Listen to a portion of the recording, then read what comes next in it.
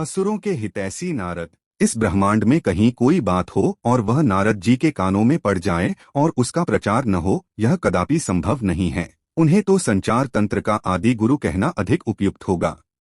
बैकुंठलोक से चलकर नारद जी सीधे मथुरा के राजा अत्याचारी कंस के पास पहुंचे। कंस ने नारद जी का समुचित आदर सत्कार किया और उनके दर्शनों के लिए आभार प्रकट किया। कुछ पल शांत रहने के बाद नारद जी ने कंस से कहा, राजन, अब अत्याचार करना बंद कर दो, क्योंकि तुम्हारा वध करने के लिए तुम्हारी बहन देवकी के गर्भ से 8वीं संतान के रूप में स्वयं नारायण अवतार लेने वाले हैं। यह सुनकर कंस क्रोधित होकर बोला, यदि ऐसा हुआ तो मैं अपनी बहन देवकी को ही मार डालूंगा। नारद जी ने उसे समझाते हुए कहा, राजन, मूर्खता मत करो। अभी से बहन की हत्या पाप अपने सिर पर क्यों लेते हो? व्यर्थ में लोक निंदा के पात्र बनने से क्या लाभ? जब 8वां बालक होगा तब उसका चुपके से वध कर देना। सभी बालकों को मारने से तुम्हें पाप लगेगा। ठीक है देवर्षि, आप जैसा कहते हैं मैं वैसा ही करूंगा, कंस ने उत्तर दिया। लेकिन उसी समय कंस के मन में नारद जी ने शंका और डाल दी। उन्होंने एक कमल का फूल मांगकर उसे दिखाते हुए कहा, राजन, इस कमल के फूल को देखिए,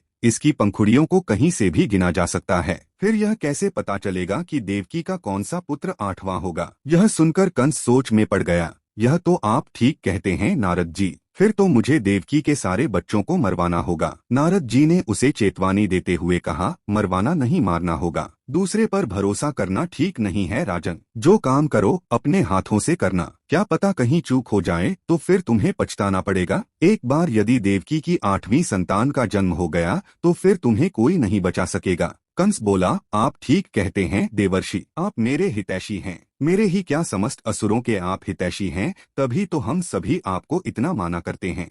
नारायण नारायण, ठीक कहते हो राजन। नारद तो सबका भला चाहता है। लोक कल्याण ही मेरा लक्ष्य है और समय रहते सबको सचेत करना मेरा धर्म है। कहते हुए नारद जी वहां से विदा हो गए। नारद जी के उकसाने पर कंस ने देवकी के 6 बालकों की निर्मम हत्या कर डाली। उसके पापों का घड़ा भरता चला गया। भगवान विष्णु के आदेश से योगमाया ने देवकी के 7वें गर्भ को रोहिणी की कोख में स्थापित कर दिया और देवकी के गर्भपात की सूचना कंस को दे दी गई। रोहिणी के गर्भ से बालक बलराम का जन्म हुआ। देवकी के 8वें गर्भ में स्वयं नारायण अवतरित हुए। तब योगमाया ने गोकुल गांव की गोपी यशोदा की नवजात पुत्री से देवकी के पुत्र को बदल दिया। वासुदेव ने यह कार्य स्वयं किया। 8वीं संतान पुत्री के रूप में देखकर क्रूर कंस ने निर्ममता पूर्वक उस कन्या को पत्थर की शिला पर पटकना चाहा, लेकिन वह बिजली की तरह चमकी और आकाश में दुर्गा के रूप में प्रकट होकर बोली, अरे दुर्बुद्धि कंस, तू अकारण मुझ बालिका का वध करना चाहता था। तुझे मारने देवकी का 8वां पुत्र जन्म ले चुका है। अब स्वयं काल भी तुझे नहीं बचा पाएगा।